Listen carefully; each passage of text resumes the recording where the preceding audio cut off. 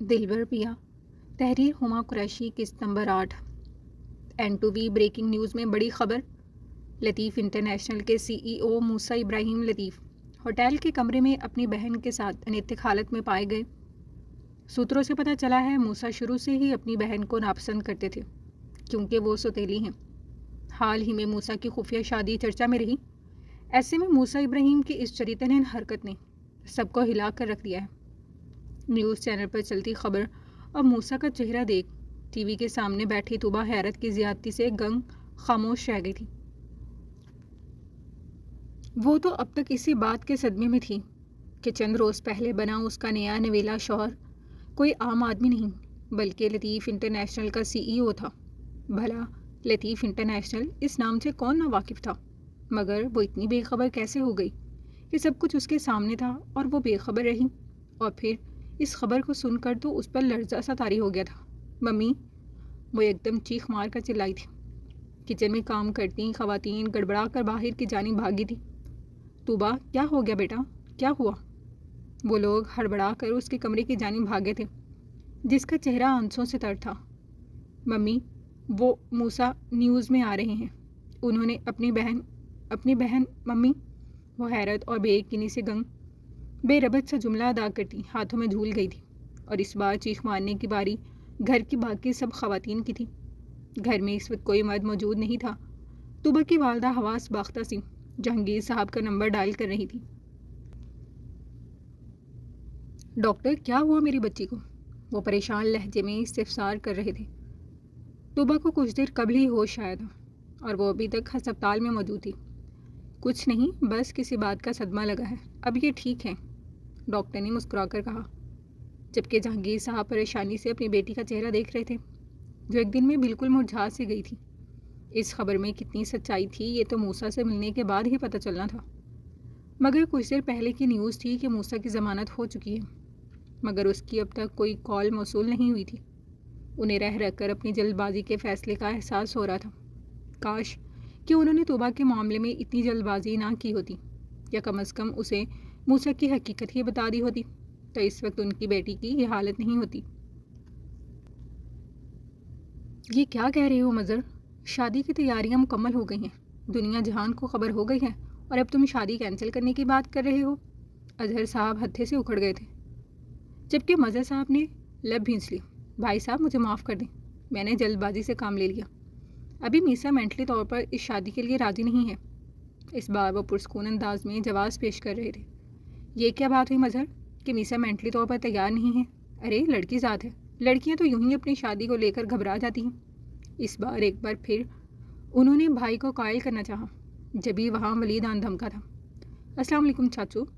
Black jeans پر black ہی shirt اور jacket پہنی وہ ہمیشہ کی طرح خوشگوار انداز میں بولتا ڈرائنگ روم میں آیا تھا، جبکہ اپنے خوبرو بھتیجے کو دیکھ خوش ہو کر کھڑے ہوتے اس کے بغل گیر ہوئے۔ دیکھ رہے ہیں بھائی صاحب، ہمارا بھتیجا ہمارے قد کا ہو گیا ہے۔ ابھی کل کی ہی تو بات ہے جب یہ صاحبزادے دنیا میں آئے تھے۔ وہ بھتیجے کا کندھا تھپتھپا گئے۔ اور تم اسی بھتیجے کی شادی میں تاخیر کا کہہ رہے ہو؟ وہ ناگواری سے بولے تو وہ لب بھینچ گئے۔ ایسا کیا ہو گیا چاچو؟ وہ حیران ہوا۔ کچھ نہیں بیٹا، بس میں چاہتا ہوں کہ شادی کی تاریخ ذرا آگے بڑھا دی جائے۔ وہ اس بار سنجیدگی سے بولے، ٹھیک ہے، کوئی مسئلہ نہیں ہے، گھر کی بات ہے۔ وہ ایک لمحے کو ٹھہرتا متفق نظر آ رہا تھا۔ پاگل ہو گئے کیا؟ اپنے چچا کی باتیں سنو کہ تمہاری مانگ ابھی تم سے شادی کرنے کے لیے مینٹلی طور پر ریڈی نہیں ہے۔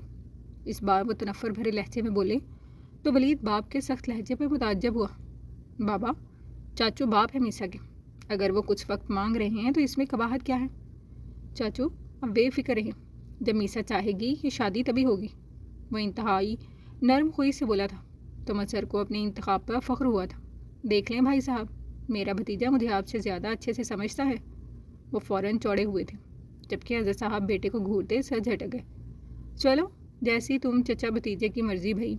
وہ تعصب سے نفی میں سر ہلا گئے، جبکہ مظہر اب اپنے لاڈلے شیر جیسے بھتیجے سے باتوں میں مگن تھے۔ میسا اس وقت اپنی ماں کے ساتھ مال میں موجود تھی، جو سمن کی زبردستی پر ساتھ آ گئی تھی اور کتنی ہی دیر سے اپنی پشت پر کسی کی نظروں کی تپش محسوس کر رہی تھی۔ وہ ایک دم پلٹی تھی مگر وہاں کوئی نظر نہیں آیا تھا۔ وہ ایک بار پھر سے ماں کے ساتھ شاپنگ میں مصروف رہی۔ وہ 2 گھنٹے مال میں ٹھہرے تھے اور ان 2 گھنٹوں میں میسا 200 مرتبہ پلٹ کر دیکھ چکی تھی، مگر معمولات زندگی رواں دواں دیکھ وہ اپنا وہم سمجھ کر سر جھٹک جاتی۔ گھر واپس آنے تک بھی وہ عجیب بے چینی کا شکار رہی تھی۔ 2 ماہ بعد، ہاں آج وہ لڑکی پورے 2 ماہ بعد دکھائی دی تھی، جسے دیکھ کر ایک بار پھر دل میں ہلچل سی مچ گئی تھی۔ دل بار بار اس لڑکی کا طلبگار ہو رہا تھا، مگر کیا کرتا؟ میسا کی جانب سے کوئی مثبت جواب نہ ملنے کے باعث اس نے اپنے قدم وہیں روک لیے تھے اور انتظار کر رہا تھا۔ ہاں، میسا نے کوئی مدت تو نہیں بتائی تھی، مگر انتظار کرنے کی التجا ضرور کی تھی، اور وہ بس اس کی خواہش کی تکمیل کر رہا تھا۔ نہ جانے وہ کون سی گھڑی ہوگی میسا مظہر امین، جب تمہیں بختیار حسن کی محبت پر یقین ہوگا اور اس محبت کی قدر جان سکو گی۔ وہ خود ساختہ قیاس کر رہے تھے۔ شادی سے بارہا انکار کے بعد اب گھر میں ان کے چھوٹے بہن بھائیوں کی شادی کی تیاریاں زور و شور سے جاری تھیں، اور وہ اپنی محبت کی یاد میں بری طرح غرق، ہر شے سے غافل و بیگانہ تھے۔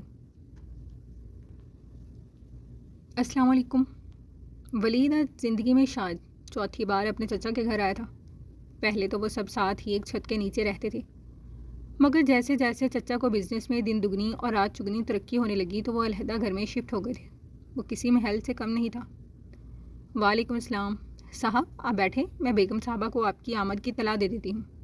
گھر کی خاص ملازمہ نے ولید کو دیکھ دھیمے لہجے میں کہا۔ نہیں، اس کی ضرورت نہیں ہے۔ کیا میسا بی بی ہیں گھر میں؟ وہ ذرا جھجک کر سوال کر رہا تھا۔ جی، بی بی جی تو اپنے کمرے میں ہیں۔ اگر آپ ملاقات کرنا چاہتے ہیں تو یہاں انتظار کریں، میں بی بی کو بلا لاتی ہوں۔ وہ مزید بولی۔ نہیں، اس کی ضرورت نہیں ہے، میں میسا سے خود ہی ملاقات کر لوں گا۔ اس نے انکار کرنا چاہا۔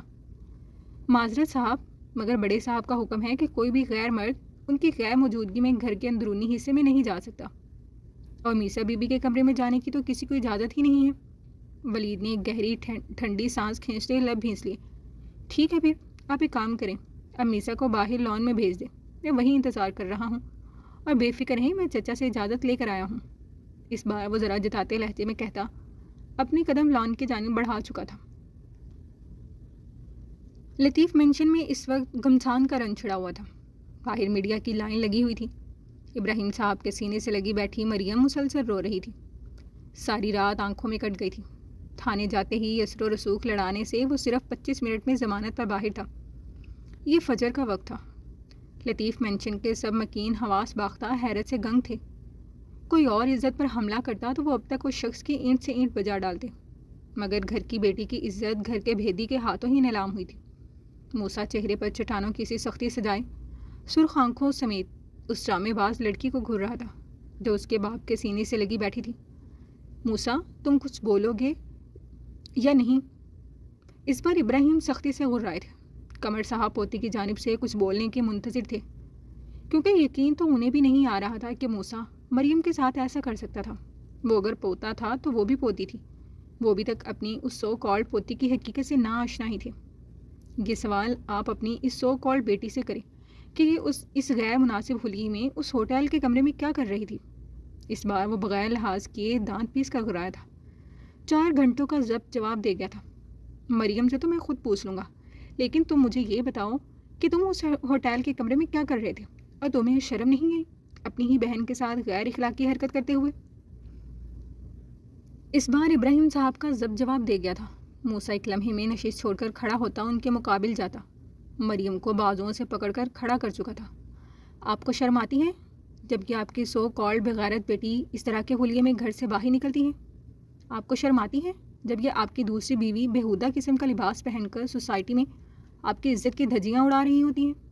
وہ شدت اور جذبات میں بلند آواز میں غرایا تھا۔ ابراہیم صاحب کا چہرہ سرخ پڑ گیا تھا۔ بکواس بند کرو، اپنا گناہ چھپانے کی کوشش نہ کرو۔ اگر میری اولاد نہ ہوتے تو اب تک زندہ دفن کر چکا ہوتا تمہیں۔ اس بار وہ مریم کو اس کی گرفت سے آزاد کرواتے اپنے حصار میں لے گئے، جو آنسو بہاتی دل ہی دل میں خوش ہو رہی تھی۔ اوہ، تو مریم بی بی، تم نے یہ سارا کھیل اس لیے رچایا ہے نا کہ موسیٰ تم سے شادی کر لے گا؟ تو ابراہیم صاحب دین سے کوسوں دور اپنی بیٹی کے علم میں اضافہ کر دیں کہ یہ کچھ بھی کر لے، بہن بھائیوں کے درمیان نکاح نہیں ہوتا، اور اگر اس کی نیت اپنے ہی بھائی پر خراب ہو گئی ہے تو بی بی، تمہیں تمہارے جن فرینڈس نے یہ مشورہ دیا تھا اب جا کر ان کا سر پھاڑ دو۔ کیونکہ تمہارا پلان فلاپ ہو چکا ہے۔ اس بار موسیٰ استہزائیہ مسکرایا تھا اور مریم کے چہرے کا رنگ اڑ گیا تھا۔ اس بارے میں تو اس نے سوچا ہی نہیں تھا کہ اس کے اس سارے کھیل سے فائدہ کچھ نہیں ہونا تھا۔ در حقیقت وہ اپنی ماں کی عاشقیوں کی نشانی تھی، البتہ وہ دنیا والوں کے سامنے تو بہن بھائی تھے۔ موسیٰ، اپنی بکواس بند کرو بے شرم۔ ابراہیم صاحب کس مشکل سے خود پر ضبط کر رہے تھے کہ صرف وہی جانتے تھے، جبکہ باقی سب چچا چچی اور ان کی اولادیں کھڑے تماشا دیکھ رہے تھے۔ موسیٰ، یہ کیا کہہ رہے ہو تم؟ مانا کہ تم مریم کو پسند نہیں کرتے اور کچھ اس لڑکی کی حرکتیں ہی ایسی ہیں، مگر یہ تو یاد رکھو کہ تمہارے ہی باپ سے پیدا ہے۔ قمر صاحب جو صورتحال سمجھنے میں کوشاں تھے اور جب سے خاموش تھے، اس بار خود پر ضبط نہیں کر سکے تھے۔ موسیٰ استہزائیہ مسکرایا تھا۔ میرے باپ سے پیدا؟ وہ زیر لب بڑبڑایا۔ آپ لوگوں کو مجھ پر یقین کرنا ہے تو کریں، نہیں کرنا تو نہ کریں، مگر ایک بات سن لیں، الٹے سیدھے لوگوں میں بیٹھ بیٹھ کر اس کا دماغ خراب ہو چکا ہے۔ یہ مجھے بھائی والی نظر سے دیکھتی ہی نہیں ہے اور اپنے انہی بغیرت دوستوں کی باتوں میں آ کر اس نے یہ سب کیا ہے۔ مگر میری ایک بات یاد رکھیے گا کہ اگر اب یہ مجھے الٹے سیدھے کپڑوں میں یا کوئی غلط حرکت کرتی نظر آئی تو اسی وقت اسے شوٹ کر کے اس کی لاش آپ کے منہ پر لا کر ماروں گا۔ وہ اپنی صفائی پیش کیے بغیر اس خرافاتی لڑکی کو تیز نظروں سے گھورتا ہوا دھمکیاں میز لہجے میں بولا، اور ابراہیم صاحب کا ضبط یہیں تک تھا۔ ان کا ہاتھ اٹھا تھا اور موسیٰ کا گال سرخ کر گیا تھا۔ خاموش ہو جاؤ بغیرت انسان، ارے کچھ تو اپنے باپ کے بڑھاپے پر ترس کھاؤ۔ تم میرے جیتے جی میری بیٹی کو ان نظروں سے دیکھ رہے ہو، جب میں مر جاؤں گا تو اس کا کیا حال کرو گے؟ وہ لرزتے ہوئے صوفے پر ڈھہنے کے انداز میں بیٹھے تھے، جبکہ اس سب میں مریم کی ماں خاموش کھڑی تھی، کیونکہ اپنی بیٹی کی بے وقوفی کی وجہ سے وہ موسیٰ کے ہاتھوں اپنی تذلیل ہرگز بھی برداشت نہیں کر سکتی تھی۔ دفع ہو جاؤ اس گھر سے، اور بہتر ہے کہ تم اس گھر میں کبھی واپس نہیں آنا، وہ درست لہجے میں بولے، جبکہ وہ سخت نگاہوں سے مریم کو گھورتا، سائڈ رکھی ٹیبل پر زوردار قسم کی لات رسید کرتا، لطیف مینشن سے نکلتا چلا گیا تھا۔ موسیٰ میری بات سنیں۔ قمر صاحب فوری اس کے پیچھے بڑھے تھے، جبکہ وہ شدید تیش کے عالم میں کسی کی بھی آواز پر کان دھرے بغیر اپنی گاڑی میں سوار ہوتا وہاں سے نکلتا چلا گیا تھا، جبکہ میڈیا موسیٰ کو یوں جاتا دیکھ مزید خبریں بریک کر رہا تھا۔ جب صادق سے نکلتا سورج اپنے جوبن پر تھا تو باقی پوری رات آنکھوں میں ہی کٹ گئی تھی۔ وہ 1000 بار وہ موبائل چیک کر چکی تھی، مگر موسیٰ کی جانب سے ایک بھی کال موصول نہیں ہوئی تھی۔ کتنے ہی آنسو تھے جو آنکھوں سے نکلتے تکیے میں جذب ہو گئے تھے۔ توبہ، وہ ماں کی آواز پر چونکی۔ جی ممی۔ وہ فوری اٹھ کر بیٹھی تھی۔ بیٹا ناشتہ کر لو، تمہارے بابا تمہیں بلا رہے ہیں، ایسے تو آپ اپنی طبیعت خراب کر لیں گی۔ اس وقت صبح کے 11 بج رہے تھے اور وہ ہنوز کمرے میں قید ہوئی بیٹھی تھی۔ ماما بھوک نہیں ہے، وہ بیزاری سے بولی۔ کیوں بھوک نہیں ہے؟ اٹھو جلدی، کب سے یوں ہی لیٹی ہوئی ہے؟ وہ بھی توبہ کو ڈانٹ پلا رہی تھی کہ باہر سے آوازیں آنے لگی تھیں۔ مجھے لگتا ہے شاید موسیٰ آیا ہے۔ چلو شاباش، اٹھو جلدی سے اپنا حلیہ درست کرو، ایسے اچھا نہیں لگتا، وہ تنبیہ لہجے میں بولی تھی۔ نہیں ماما، مجھے نہیں ملنا ان سے، نہ ہی میں ان سے بات کرنا چاہتی ہوں، پلیز میرا روم لاک کر دے، وہ ناگواری سے بولتی جلدی سے ماں کے جانے کا انتظار کرنے لگی۔ توبہ، اپنی سوچ کا قبلہ درست رکھو اور جلدی سے تیار ہو کر باہر آؤ، وہ سختی سے بولتی کمرے سے نکلنے لگی تو ان کا سامنا موسیٰ سے ہو گیا تھا، جو انہیں سلام کرتا کمرے میں داخل ہوا تھا۔ توبہ اسے مقابل دیکھ ایک لمحے کو ٹھہر گئی تھی، جو اس وقت رات والے حلیے سے یکسر مختلف، ہمیشہ کی طرح ویل ڈریس تھا۔ کیسی ہو؟ انکل بتا رہے تھے رات آپ کی طبیعت خراب ہو گئی تھی۔ وہ نزدیک آتا ہونگ بنی کھڑی توبہ کو حصار میں لگ گیا، جو ایک لمحے میں اسے پیچھے دھکا دیتی فاصلے پر ہو گئی تھی۔ موسیٰ کو حیرانی ہوئی۔ آپ میرے کمرے میں کیوں آئے ہیں؟ جائیں یہاں سے، وہ غصے سے بولتی بیڈ پر جا بیٹھی تھی۔ توبہ، رات کے بعد سے میرا دماغ پہلے ہی اپنی جگہ سے آؤٹ ہے، میں مزید کسی قسم کی کوئی بدمزگی نہیں چاہتا، کم از کم ہمارے رشتے میں تو بالکل بھی نہیں۔ میں آپ کو لینے کے لیے آیا ہوں، جو بھی ضرورت کا سامان ہے فٹافٹ پیک کریں اور میرے ساتھ چلیں، بلکہ اس کی بھی ضرورت نہیں ہے، میں ہمارے بیڈ روم میں آپ کی ضرورت کی ہر چیز سیٹ کروا چکا ہوں۔ وہ اس وقت خود پر شدید ضبط کے پہرے بٹھائے ہوئے تھا، جبکہ توبہ کا غصے سے برا حال تھا۔ آپ نے پہلے مجھ سے اپنی شناخت چھپائی، مجھ سے جھوٹ بولا، اور پھر کل رات اپنی ہی بہن، اللہ معاف، وہ بول کر کانوں کو ہاتھ لگانے لگی تھی۔ شٹ اپ، توبہ اپنی بکواس بند کرو، خبردار جو آئندہ اس قسم کی فضول گوئی کی تو میں ہرگز بھی برداشت نہیں کروں گا، وہ ناگواری سے غرایا تھا۔ توبہ سہم کر 2 قدم دور ہوئی تھی۔ موسیٰ نے اپنی آنکھیں میچ کر کھولتے خود کو کمپوزڈ کیا تھا۔ توبہ، میں آپ پر ہرگز بھی غصہ نہیں کرنا چاہتا، اور رہی بات اپنی شناخت چھپانے کی تو وہ صرف ایک مذاق سمجھ لیں، ورنہ آپ کے گھر کا ایک ایک فرد میری اصل شناخت سے واقفیت رکھتا ہے، اور مزید جو کچھ ٹی وی پر دکھایا گیا ہے وہ سب جھوٹ ہے۔ اس میں کوئی صداقت نہیں ہے، اس سے زیادہ میں اپنی صفائی نہیں دوں گا۔ انگد شہادت اٹھاتا ناگوار لہجے میں بولا تھا، میں نے آپ سے آپ کی صفائی مانگی بھی نہیں ہے، چونکہ ہم ایک جھوٹے شخص کے ساتھ رہنا نہیں چاہتے۔ وہ تنفر سے بولتی بیڈ پر پاؤں اٹھا کر بیٹھ گئی تھی۔ آخری فیصلہ ہے؟ وہ سوالیہ بولا۔ وہ خاموش رہی تھی۔ آخری بار پوچھ رہا ہوں، آپ میرے ساتھ چل رہی ہیں یا نہیں؟ وہ سوالیہ گویا ہوا تھا، مگر وہ غیر مرئی نقطے کو گھورتی خاموش رہی۔ موسیٰ بمشکل اپنے غصے پر ضبط کرتا کمرے سے نکلتا چلا گیا تھا۔ جبکہ طوبیٰ نے ہونکو کی مانند اس کے پشت کو دیکھا تھا، دل کو کچھ ہوا تھا۔ کیا وہ سچ میں اسے چھوڑ گیا تھا؟ دل کیا چیخ مار کر پکار لیا اور واپس بلا لیں، مگر اب وقت گزر چکا تھا۔ ابراہیم، مجھے یقین ہے حقیقت ضرور کچھ اور ہوگی، میرا پوتا ایسا نہیں ہے۔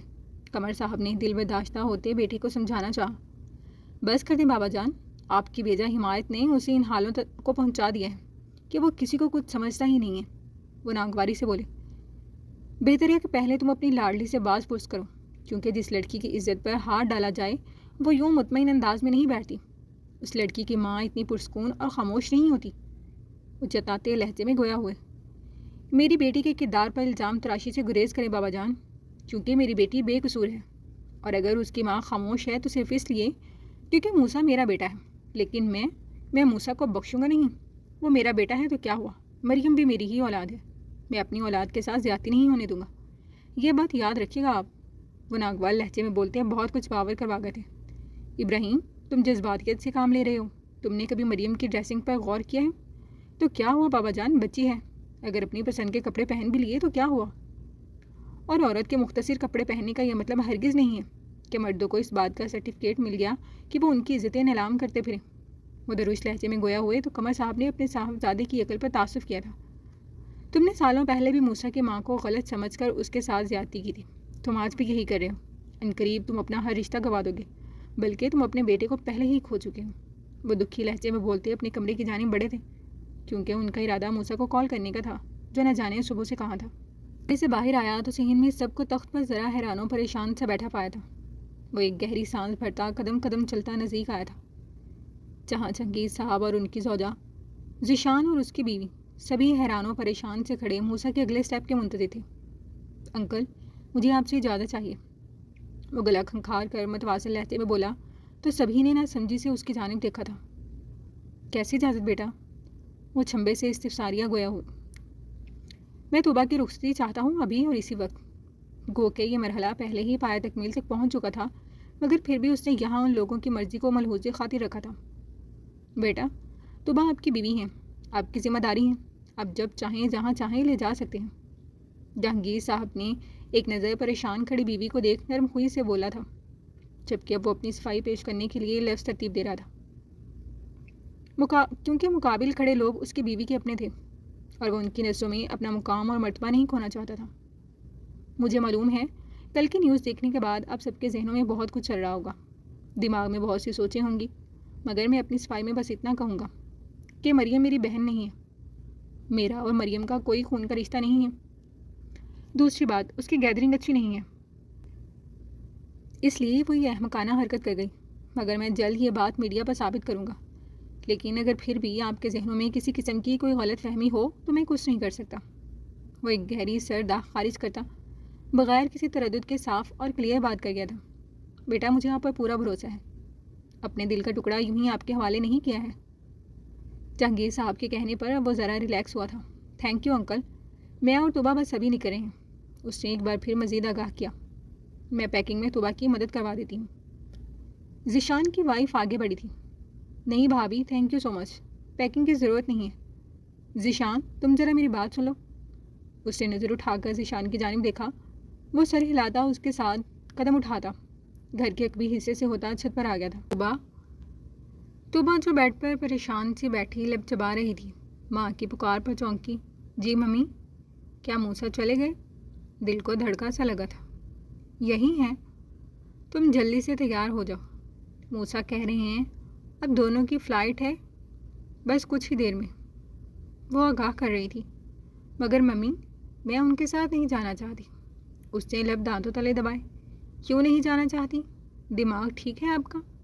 ان کی پیشانی پر بل نمودار ہوئے تھے۔ مما، وہ کل رات نیوز میں وہ نظریں جھکائے شرمندگی سے بولی، ایسا ویسا کچھ نہیں ہے، اور بیٹا یہ بڑے لوگ ہیں، ان کے لیے ایسے چھوٹے موٹے اسکینڈلز کوئی معنی نہیں رکھتے، تم اپنی سوچ کا قبلہ درست رکھو۔ انہوں نے بیٹی کو تنبیہ کرنا ضروری سمجھی۔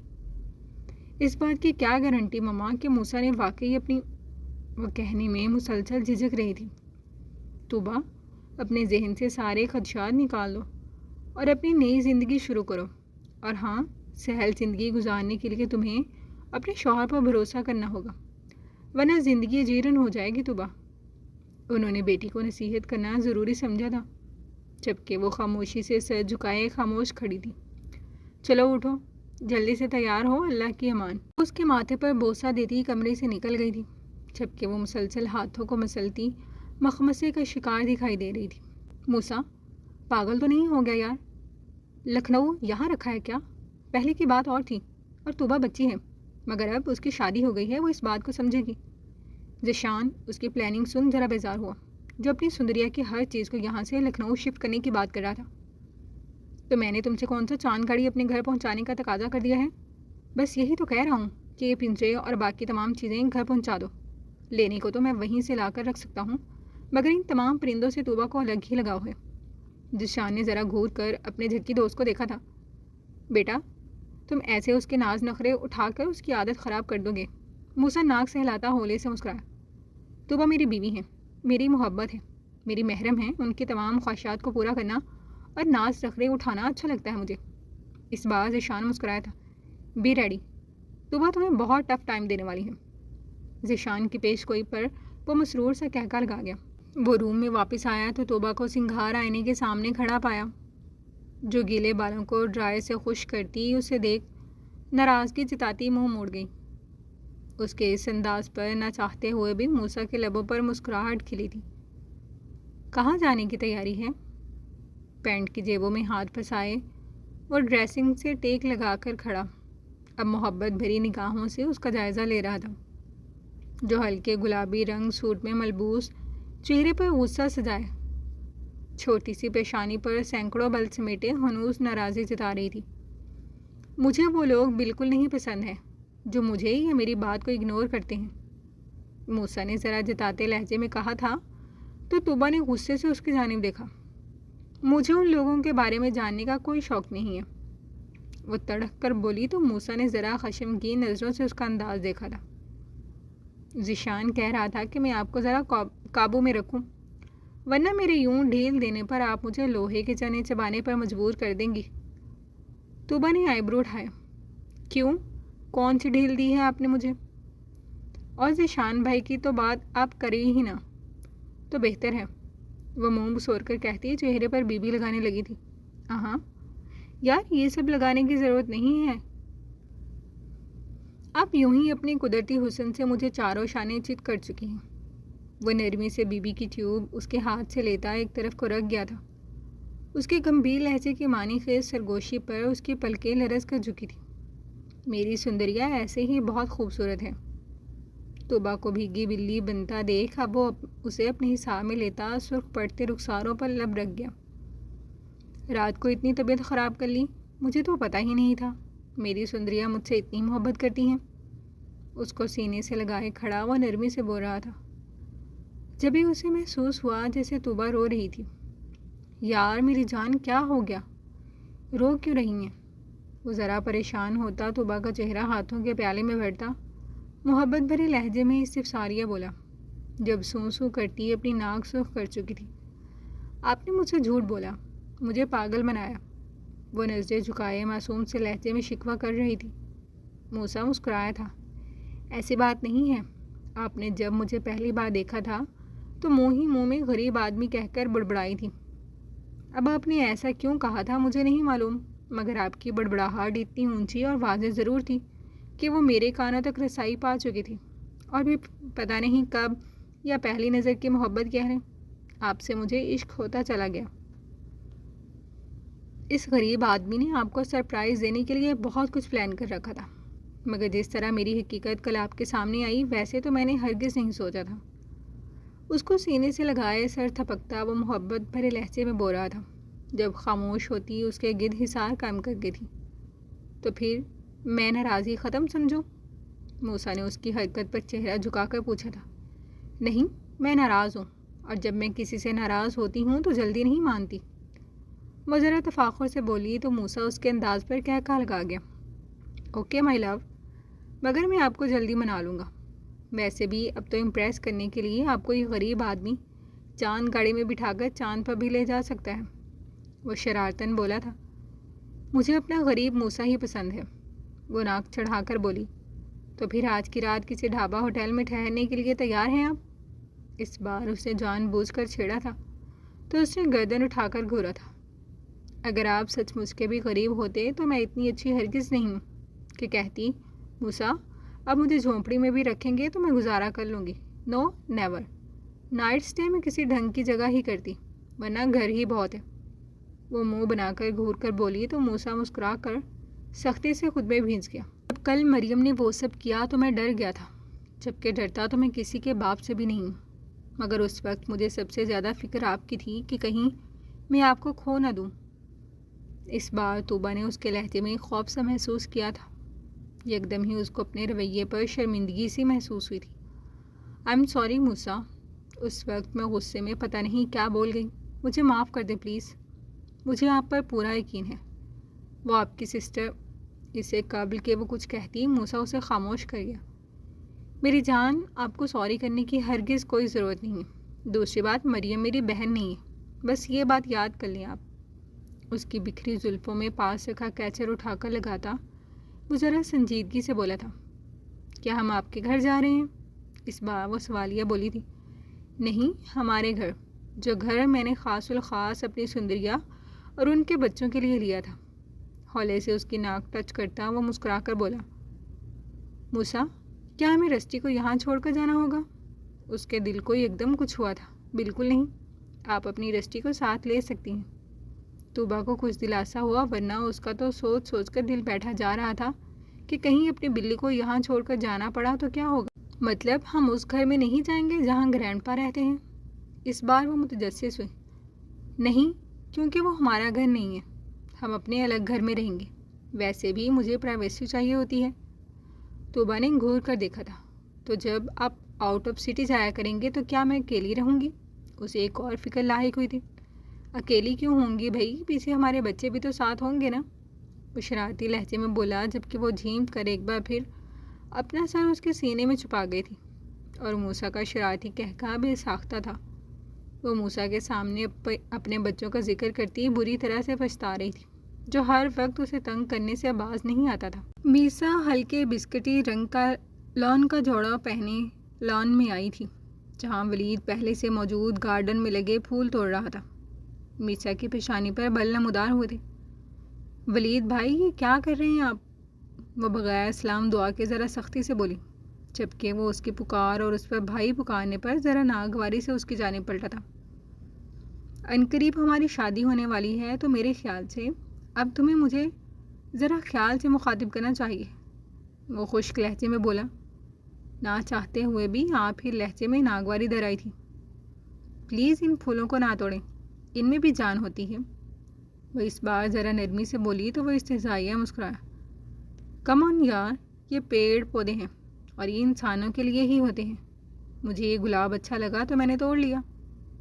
میسا اس بار خاموش رہی، کیونکہ وہ اپنے خاندان کے مردوں کو بہت اچھے سے جانتی تھی، جو اپنی نفی کسی صورت برداشت نہیں کرتے تھے۔ آپ کو مجھ سے کوئی کام تھا کیا؟ اس بار وہ اسٹریٹ فارورڈ لہجے میں استفسار کر رہی تھی۔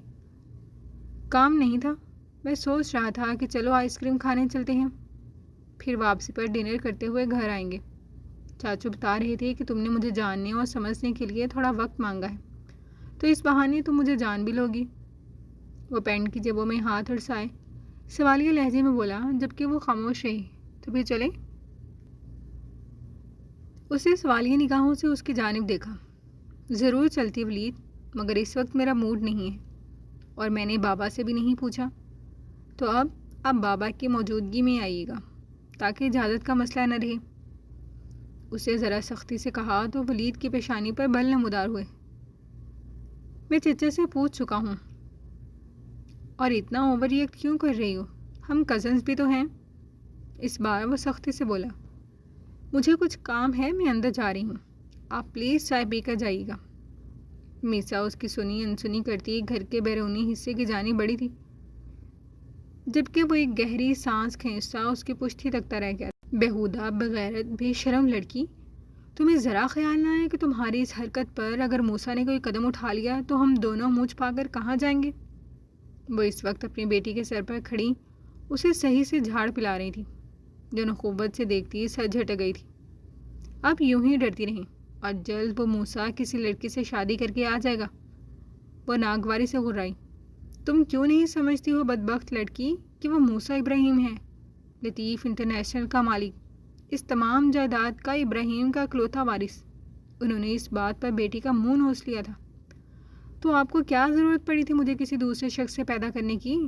ابراہیم لطیف تھا تو آپ کے پاس، نہ آپ یہ کرتی نہ میرے اندر موسیٰ کے لیے کوئی فیلنگ جاگتی۔ وہ ان کی گرفت سے اپنا چہرہ چھڑواتی ناگواری سے پھنکاری، اور ذرا آج مجھے یہ بتائیں کہ میرا باپ کون ہے؟ کون ہے وہ شخص جو میرا باپ لگتا ہے؟ وہ ناگوار لہجے میں ازلی بے شرمی سے گھرائی تھی۔ ان کا چہرہ شرمندگی کے باعث لہو رنگ ہوا تھا۔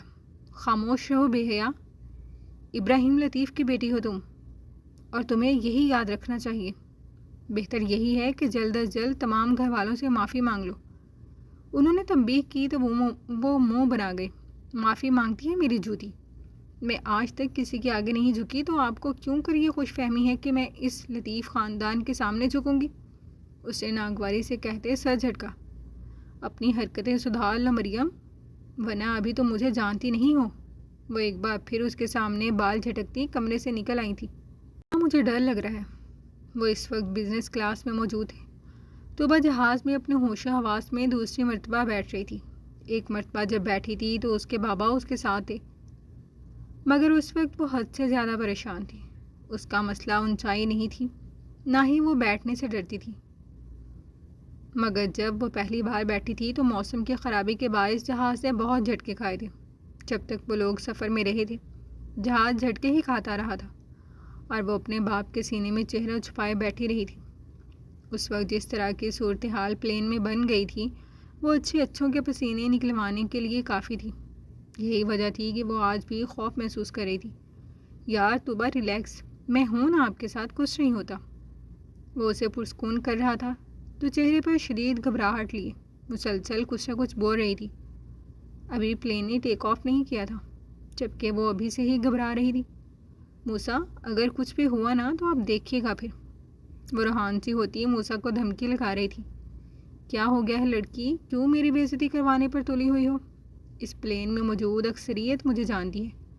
اگر ابھی انہیں پتہ چل جائے نا کہ اس سیٹ پر موسیٰ ابراہیم اور ساتھ ان کی ڈرپوک بیوی بیٹھی ہوئی ہے تو یہ خبر کل کے اخبار میں ہیڈ لائن کی طرح چلنے لگے گی۔ موسیٰ نے اس کا دھیان بھٹکانا چاہا تھا۔ اتنی ہی کوئی مشہور شخصیت ہے نا آپ کے، اب یہ خبر اخبار میں چلے گی؟ ویسے بھی میں تو آپ کو نہیں جانتی تھی۔ طوبہ نے ذرا غصے سے اس کی خوش فہمی دور کی تھی، جو شاید خود کو بل گیٹس سمجھ رہا تھا۔ ہائے سندریا، یہی تو حسرت ہے کہ آپ نے ہمیں اتنا قریب آ کر بھی نہ پہچانا۔ وہ جان کر اس کے چہرے کو چھوتا اسے سرخ کر گیا، جبکہ پلین جیسے ہی رن وے پر اسپیڈ سے دوڑا تھا اس کا سانس خشک ہوا تھا۔ طوبہ نے ذرا بےچارگی سے موسیٰ کی جانب دیکھا جو اس کے تاثرات دیکھ ہنسی روک رہا تھا۔ میرا مذاق نہیں بنائیں، میں کوئی ڈرتی نہیں ہوں۔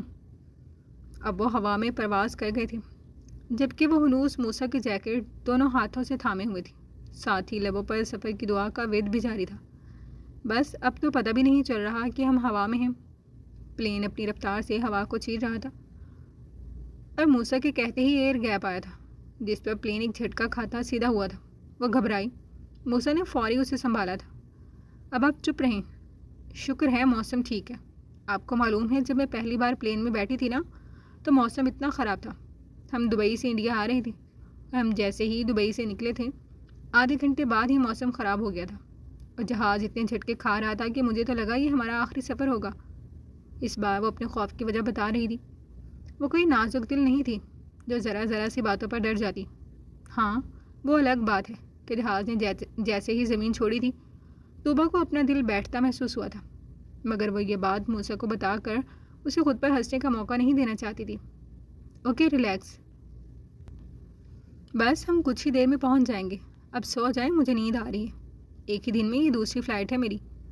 وہ اس بار اس کی پٹر پٹر چلتی زبان کو خاموش کرواتا زبردستی سینے سے لگا گیا، جو وقفے وقفے سے مسلسل کچھ نہ کچھ بول رہی تھی، مگر اس کا دماغ آئندہ سوچوں میں ڈوبا ہوا تھا۔ انہیں ایئرپورٹ سے پک کرنے کے لیے پہلے سے گاڑی موجود تھی، جسے خود موسیٰ ڈرائیو کر کے اپنے گھر تک لایا تھا، جبکہ وہ اشتیاق سے لکھنؤ دیکھ رہی تھی، کیونکہ یہ حقیقت تھی کہ وہ پہلی بار یہاں آئی تھی، اور اب گاڑی ولا کے سامنے رکتی دیکھ وہ مزید ایکسائٹڈ ہو گئی تھی۔ موسیٰ اسے خوش دیکھ فی الحال سب کچھ بھول گیا تھا۔ موسیٰ نے خود گھوم کر آتے کار کا دروازہ کھولتے اسے باہر نکالا تھا، جو اشتیاق سے سب کچھ دیکھ رہی تھی۔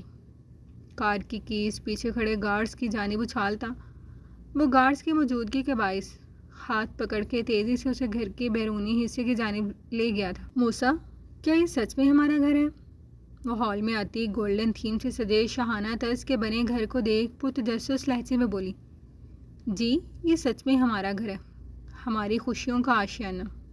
وہ اسے ایک لمحے میں کمر سے تھام کر گود میں اٹھاتا گول گول گھومنے لگا، جو مسلسل کھلکھلا رہی تھی، اور اس کی ہنسی کی یہ خوبصورت جل ترنگ موسیٰ پیلس کے در و دیوار تک مہکا چکی تھی۔ اب وہ دونوں ٹھہر گئے تھے۔ گہرے گہرے سانس بھرتی طوبہ موسیٰ کے پیشانی سے سر ٹکائے اس کی آنکھوں میں جھانک رہی تھی، جہاں محبت کا ایک جہان آباد تھا۔ آئی لو یو سویٹ ہارٹ، وہ محبت بھرے لہجے میں بول رہا تھا، جبکہ طوبہ اس خوبصورت اظہار پر پلک جھپکنا بھول گئی تھی۔ بھلا اس نے تو کبھی خواب میں بھی نہیں سوچا تھا کہ کوئی موسیٰ جیسا شاندار شخص اسے اس قدر بھی محبت کرے گا۔ اسے اپنے نصیب پر رشک آیا تھا، آنکھیں آنسوؤں سے بھر گئی تھیں۔ آپ ہمیشہ ہم سے یوں ہی محبت کریں گے نا موسیٰ؟ اس بار وہ ازلی معصومیت سے گلوگیل لہجے میں سوال کر رہی تھی۔ موسیٰ جو چند لمحوں کو ٹھہرا اس لمحے کو محسوس کر رہا تھا۔ طوبہ کی سے گوشی پر پٹ سے آنکھیں کھولتا اسے اپنے حساب میں لیے ہی زمین پر کھڑا کر گیا۔ ہاں، کیونکہ محرم کی محبت کبھی کم نہیں ہوتی، بلکہ وقت کے ساتھ بڑھتی چلی جاتی ہے۔ عقیدت سے اس کی پیشانی چومتا وہ محبت بھرے لہجے میں بولا تھا، جبکہ وہ سرخ چہرہ لیے اب خاموشی سے اس کی ہمراہی میں گھر دیکھ رہی تھی، جو اسے اس گھر کی ایک ایک چیز بہت محبت سے دکھا رہا تھا۔ یہ رہا ہمارا بیڈ روم۔ وہ اس بار اسے ساتھ لیے اپنے بیڈ روم میں لایا تھا، جہاں سامنے ہی لارج فریم سائز میں ان دونوں کے نکاح کی تصویر لگی ہوئی تھی، جبکہ کارنر کی دیوار اس کی ان گنت تصاویر سے بھری ہوئی تھی۔ موسیٰ، یہ تصویریں کب لی آپ نے؟ وہ حیرت زدہ سی بولتی اس دیوار کے پاس گئی، جبکہ وہ اسے عقب سے اپنی حصار میں قید کرتا تھوڑی شانے پر ٹکا گیا۔ یہ سب تصویریں میں نے تب لی تھیں جب یہ غریب آدمی آپ کو بالکل بھی اچھا نہیں لگتا تھا۔ وہ شرارت کے موڈ میں تھا۔ طوبہ نے ذرا سی گردن ترچھی کر کے اسے گھورا تھا۔ ظاہر ہے اب ہر ایرے گہرے شخص سے تو بندہ محبت نہیں کر سکتا نا؟ اس بار وہ نروٹھے پن سے بولتی بیڈ پر جا کر لیٹ گئی تھی۔ تھک گئی؟ وہ اس کے پاؤں کی سمت بیٹھا تھا۔ بہت زیادہ۔ وہ آنکھیں موند گئی۔ بھوک لگ رہی ہے؟ یکدم آنکھیں بھاری ہونے پر بولی۔ تھکاوٹ اعصابوں پر سوار ہو گئی تھی۔ تو جلدی سے اٹھے میڈم اور فریش ہو جائیں، پھر ڈنر کرتے ہیں، پھر اس کے بعد نیند۔ وہ اسے ایک لمحے میں ہاتھ سے پکڑ کر کھینچ کر کھڑا کر چکا تھا، جو ہڑبڑا سی گئی تھی۔ موسیٰ، نیند آ رہی ہے، آپ تو پورا راستہ سوتے ہوئے ہیں مگر میں جاگ رہی تھی، اس نے جتایا، کیونکہ میری ڈرپوک بیوی کو لگ رہا تھا کہ اگر وہ سو گئی تو پلین ضرور کسی پہاڑی سے جا ٹکرائے گا۔ شرٹ ان بٹن کرتا وہ اسے چھیڑنا نہیں بھولا تھا۔ جی نہیں، میں ڈرپوک نہیں ہوں۔ وہ اسے یوں شرٹ لیس دیکھ ذرا جھجک کر نگاہیں پھیرتی واپس بیڈ پر بیٹھ گئی تھی، جو اس کا ہاتھ پکڑتا ڈریسنگ روم میں لے آیا تھا اور گلاس ڈور سلائڈ کیا تھا۔ یہ رہے آپ محترمہ کے کپڑے، جو بھی اچھا لگے جلدی سے پہن کر نیچے پہنچو، میں ویٹ کر رہا ہوں۔ کوک ڈنر ریڈی کر چکا ہے۔ موسیٰ خود اپنی کبرڈ سے اپنے لیے ٹی شرٹ اور ٹراؤزر لیتا واش روم کی جانب بڑھا تھا، جبکہ وہ اتنے سارے کپڑے دیکھ اب سوچ بچار میں گم یہ سوچ رہی تھی کہ اس وقت کیا پہننا ٹھیک رہے گا۔ موسیٰ پہلے ہی ملازمین سے میز لگواتا توبہ کی وجہ سے سب کو وہاں سے چلتا کر چکا تھا۔ وہ اس وقت موبائل میں سر دیے بیٹھا توبہ کا انتظار کر رہا تھا، جو تھوڑی ہی دیر کے انتظار کے بعد سیاہ رنگ کے سادہ سے شلوار سوٹ پر سرخ رنگ کا دوپٹہ لیے مسکراتی ہوئی ڈائننگ ٹیبل تک آئی تھی۔ وہ اسے دیکھ مسکرایا۔ موسیٰ، کیا یہ ٹیبل آپ نے سیٹ کی ہے؟ موسیٰ نے اس کے لیے کھڑے ہو کر اپنے ساتھ چیئر پر بٹھایا تھا۔ جب بھی وہ اشتیاق سے بولی تو موسیٰ مسکرا دیا۔ نہیں زوجہ، یہ سب سرونٹس نے کیا ہے۔ وہ نرمی سے بولتا ساتھ ہی بیٹھ گیا تھا اور ایک پلیٹ نکال کر اس کے سامنے رکھی تھی۔ میں خود لے لوں گی موسیٰ۔ اسے اپنی پلیٹ میں چاول ڈالتا دیکھ اسے منع کرنا چاہا، جو نرمی سے اسے باز کر گیا۔ آج یہ پروٹوکول آپ لے لیں، کل سے پھر یہ پروٹوکول مجھے چاہیے۔ موسیٰ اس کے اور اپنے لیے ایک ہی پلیٹ میں ڈال کر اب اپنے ساتھ ساتھ اسے بھی کھلانا شروع کر چکا تھا۔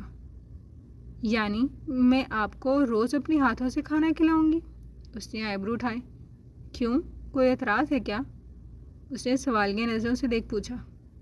نہیں، اعتراض تو نہیں ہے، مگر روز ایک ہی کام کرنا اپنی ویلیو کھو دیتا ہے۔ اس بار وہ ذرا ٹھہر کر بائٹ لیتی سمجھداری سے بولی۔ تو موسیٰ نے آئیبرو چکائے۔ یعنی مجھے اپنے شوہر کو اپنے ہاتھ سے کھلانا آپ کو اکتاہٹ میں مبتلا کر دے گا؟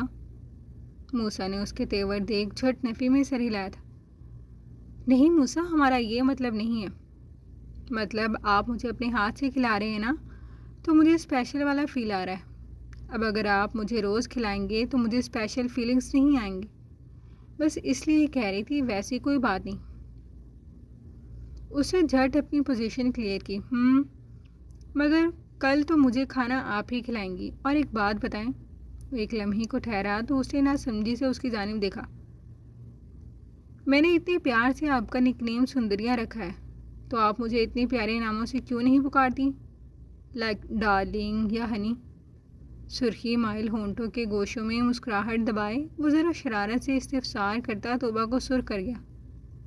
اتنا پیارا تو نام ہے آپ کا۔ وہ خائف سی نگاہیں پھیر گئی۔ تو پھر موسیٰ ڈارلنگ بھی اچھا لگے گا۔ وہ ہنوز شرارت کے موڈ میں تھا۔ نہیں، مجھے یہ کہتے ہوئے شرم آئے گی۔ بالآخر وہ ذرا جھجک کر اپنے دل کی بات کہہ گئی تھی، اور موسیٰ کا مسحور کن کہکا فضا مہکا گیا تھا۔ اف، اتنی معصومیت کہاں سے آتی ہے آپ میں؟ وہ دونوں ہاتھوں کے دوران کھانا ختم کر چکے تھے۔ وہ دونوں باتوں کے دوران کھانا ختم کر چکے تھے، جبکہ موسیٰ کے اسٹیٹمنٹ پر توبہ نے ناک چڑھائی۔ میں کوئی معصوم نہیں ہوں۔ ابھی تو آپ مجھے جانتے نہیں ہیں، جب جان جائیں گے تو پتہ چلے گا کہ توبہ کتنی تیز ہے۔ اس بار وہ ذرا جتاتے لہجے میں بولی تھی۔ اوہ ریلی؟ اس نے آئیبرو اٹھائے۔ جی، ابھی تو مما نے کہا تھا توبہ نئی شادی ہے، بالکل اچھے سے بیہیو کرنا، ورنہ آپ کو نہیں معلوم ہماری گرلز گینگ کی سب سے بڑی پاپولر گرل ہوں میں۔ اس بار اس نے تفاخر بھرے لہجے میں ذرا گردن اکڑا کر اپنی قابلیت پر روشنی ڈالی۔ اوہ، تو پھر کہیں آپ ظالم قسم کی بیوی تو نہیں ثابت ہونے والی؟ اس نے ذرا مصنوعی پریشانی سے کہا۔ ہو بھی سکتا ہے، اس نے بھی جتانا لازمی سمجھا تھا، جبکہ وہ اس کی معصومیت پر فدا ہوتا اس بار اپنی حصار میں لے گیا، جو اپنے بچپن سے لے کر اب تک کے اپنی کاریگری اور بہادری کے قصے سناتی امپریس کرنا چاہ رہی تھی، جبکہ وہ الٹا اس کی معصومیت کا گرویدہ ہوتا چلا جا رہا تھا۔